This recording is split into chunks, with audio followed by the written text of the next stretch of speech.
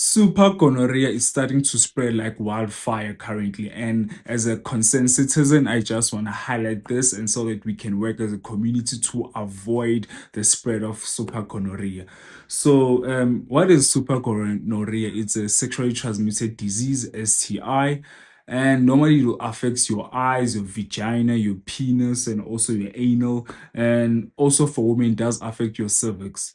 So, it has a higher chance of affecting females more than men. It has an 80 to 60% chance of affecting females and only about 20% chance of affecting men. So women, please on your side, if he doesn't have this, just tell him no, we can't do it. Just go buy a condom. So let's look at the risks and how to mitigate the risk factor. So it'll be during oral, anal, and also vaginal sexual intercourse. And within that, how do we try to avoid the spread? And yeah, first, this one is big. Having multiple partners. If you know having multiple partners, obviously the risk is higher because you don't know who that person is sleeping with and who they are sleeping with and then who they are sleeping with. So if you have like three partners, it could end up that you guys as a circle, you basically sharing up with like nine partners because that person is sleeping with that person is sleeping with that person. So now you won't even know where you got the disease from. Also being young of age, if you are young with age, so basically when you are a 2k, someone born within the 2000s, you have a higher risk of being infected than someone being born in the 90s, in the 80s, or in the 70s.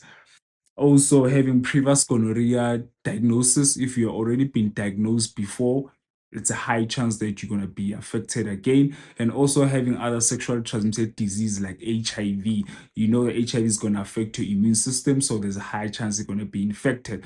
And also the last one, having a new partner. So having a new partner, you don't know who's that partner is from, where they coming from. You just met them, you don't know who they were sleeping with previously, so the chances are there. Basically, cases and symptoms normally do not appear, guys. So but when they do, they take between 2 days to 14 days. So if you do have a multiple partners, you won't even know who infected you because within that 14 days period, you might have slept with more than one person. So again, it's really your only option, and also try to avoid going down on your partner if it's a new partner. If you're sleeping with multiple people, just don't give each other the BJs, guys, because it does also affect your mouth, and from your mouth it will eventually affect your bodies, and it affects anywhere where there's warmth and moisture, like your eyes, your penis, your anus. So the chances of it affecting your mouth are high as well.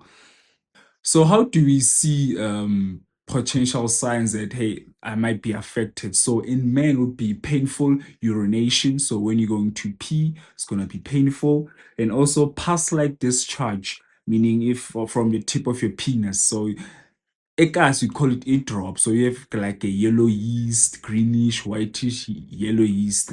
You know that you have gonorrhea. And also swelling and redness of your penises. And for females, it's gonna be increase of vaginal discharge, painful sexual intercourse, painful during urination, like I said, pelvic pains, and also having heavy bleeds during periods, if you are bleeding more than normal during periods, and also if you are bleeding through sexual intercourse. So these are the one of the symptoms and how you can spot that you have gonorrhea. Guys, I'm not a medical expert. I'm just shining the light about this conversation so that we can avoid spreading it, because personally I already know four people who I've spoken to, male and female, that currently within the last 2 or 3 months did have sexual did have STIs. So this is becoming a concern and it's spreading like wildfire. So let's try to avoid it as a community. For more information, guys, please, I advise that you do your own research and also you seek medical health if you feel like maybe you might be infected. That's the only thing that I just wanted to spread. And safe sex, guys. Safe sex. It's free. You can buy your own. I think trust is like 19 rand, 20 rand, depending where you buy it. And your lovers plus same around the same bracket, about 25 rand. So it's not bad, man.